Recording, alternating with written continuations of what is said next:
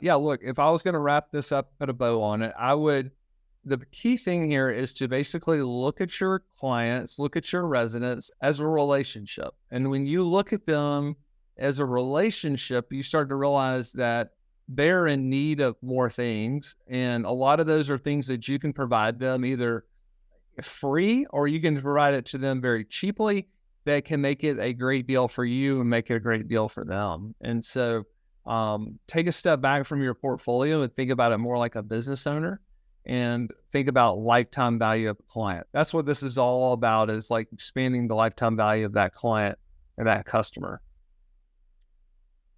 One more question just popped in. What percentage of management fee to ancillary fees are you seeing? 50-50, 10-90? You do not know the answer to that. Include maintenance with that. Yeah, if you include maintenance, it's probably closer to 50-50. I was going to say, if you're just talking about like ancillary fees and management fees, my guess is probably more like the management fee, the traditional management fees, which I would call leasing fee and management fees, more like 80% of it. And then maybe 20% is like any kind of ancillary fees. But I honestly don't know the answer. And that's changing as we continue to add on more and more services. We would like that to be obviously a bigger number when we do that. What we think about is revenue per unit. A lot of things, you can look at that on an annual basis, or you can look at that on a monthly basis. You'll hear the industry state MRPU, monthly revenue per unit. That's like a software term or similar to a software term. And so we want to continue to grow the monthly revenue per unit. And then also think about the economics on the back end of what is our gross margin on each one of those monthly revenues.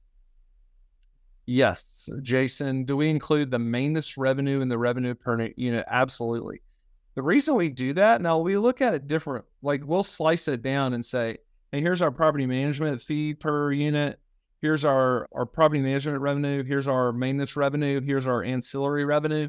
We actually do look at those numbers, but the reason you look at maintenance revenue per unit is because it is a highly reoccurring business.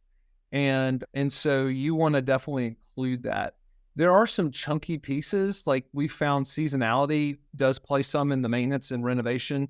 Obviously, if you're renovating houses, you're doing that more in the summer when everybody's turning, but you definitely want to look at it on a revenue per unit basis. All right, Thomas has a question. You guys were the first people I've talked to that share the pet fee with the owner. What? Was that a choice to differentiate yourself? Don't know. Like when Spencer said that, I was like, do we share that with the owner? Are you sure we do? You talking about the pet fee? Okay. Then clearly we do. Unless you think I've gotten that wrong. I think there is a possibility you got that wrong. And Todd said, well, listen, if you got it right, then we need to change our policy on it. Hold on. Somebody in sales just slacked this question literally today or yesterday and said, the owner wants to know about why you keep $50 of the pet fee. And apparently we do. Hey, we just found some more revenue. Well, yeah, there you go. There you go. Todd says we got to quit doing that. So if anybody, shout out to Todd. He's kind enough to always hop on our webinars. This is definitely his area of expertise. And if you're looking for somebody that knows way more than Spencer and me, probably great thing to reach out to him. And then Deb says, who was on our maintenance webinar, by the way, pet fee versus pet rent. Yep. The pet fee is like an upfront fee. Pet rent is something that you would charge on a monthly basis. Yeah.